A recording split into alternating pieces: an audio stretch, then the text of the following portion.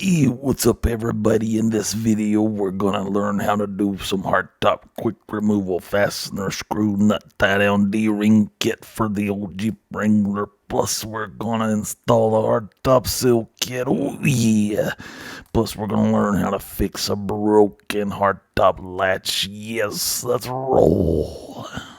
My story is the story of a man who starts off at the bottom and with a bit of hard work continues along the bottom and finally ends up at the bottom. Hey, this is Classic Cars and Comics. Thank y'all very much for watching. Like, comment, subscribe. Let's roll.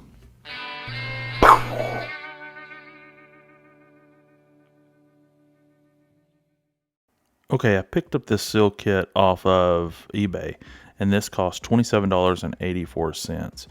Now, I do have a little bit of concern because you can see those bumps in that red tape that covers the adhesive, so that makes me wonder, like, am I really going to get this to apply properly? So that's my only concerns from what I can see here, but other than that, it looks good.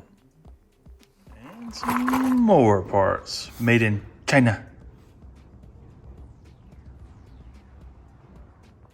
So here's the hardtop fasteners. They cost, let's say, $12, and I like the fact that they come with a D-ring. That way I could tie stuff down or tie stuff up if need be.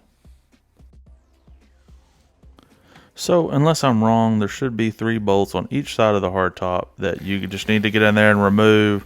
Get those removed, and then that will allow you can see the bolt that just dropped out. That will allow you, I don't know why that nut was even on there. It doesn't even fit this bolt. So whoever did this before me, I mean, they did what they did. It is what it is, but that's not the connector that should be holding that in. But I just get around here, remove those bolts. I'm just sort of showing you where they're at right now, and then we'll get on into it.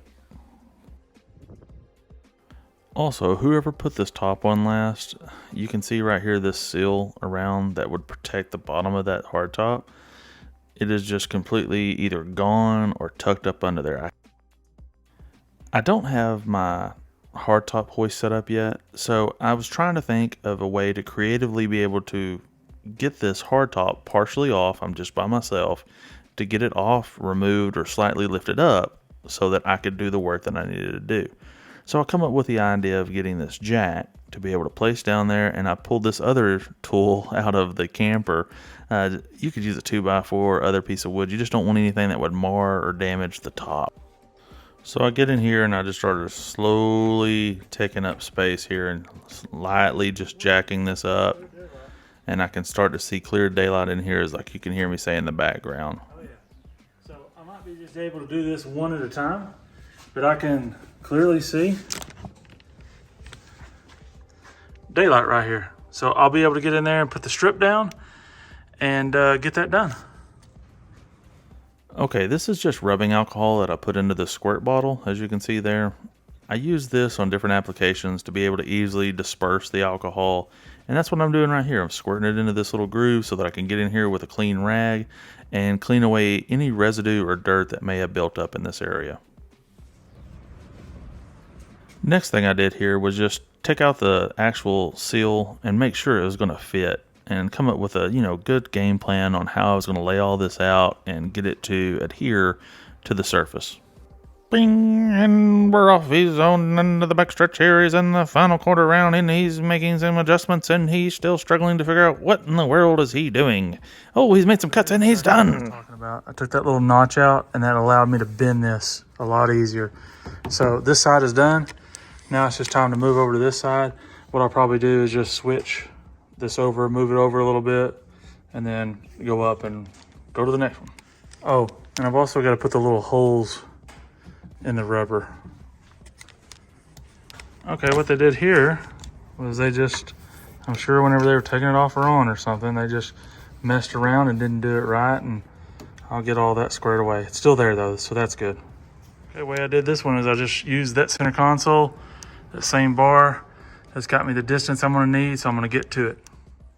I'm going to be honest with you. I'm not really excited about this part right here. It was easy to apply, but it was just very hard to get this adhesive to stick down because more or less, and I may have done this wrong, it was being put down over a rubber gasket.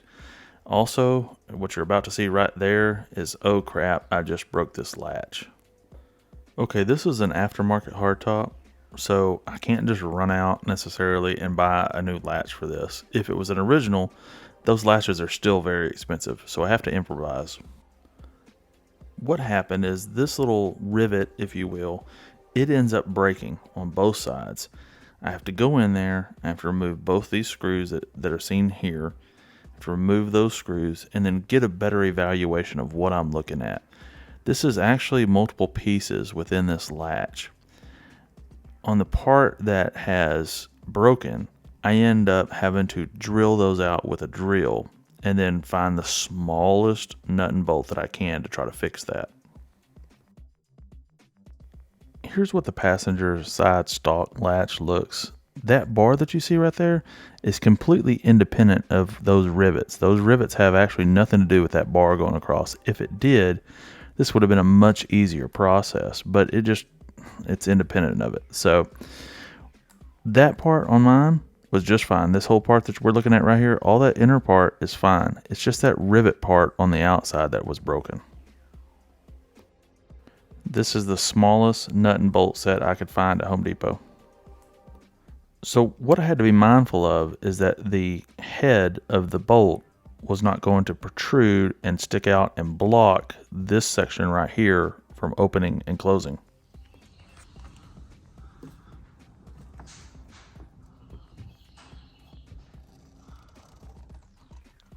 A rivet gun was not an option with this scenario. It was just not going to work. So I literally had to drill out the little pinholes to be able to put those bolts in there. If I wouldn't have done that, I'd have been trying to search and find a replacement, but this has worked great. Now, if you actually remove your hardtop, you should use that little tool that they give you to try to knock holes in this. I didn't have that option, so I just slowly but surely used my drill to make the holes that I needed so that I could get those bolts down in there, and that worked. These are super easy to install, and then once you install them, you've got this D-ring now that you can use a carabiner on, or just a piece of rope, some paracord or whatever it may be, to rope stuff down, tie stuff down, maybe secure that seat in the upright position, whatever you want. Just, hey, let your mind go nuts. But really easy to install those. So there we are. So for the cost of about $40, this really helped quiet down the hardtop with the rattles, shakes, and rolls. I kept having bolts fall out, so this really helped solve multiple things with the hardtop, and I like it.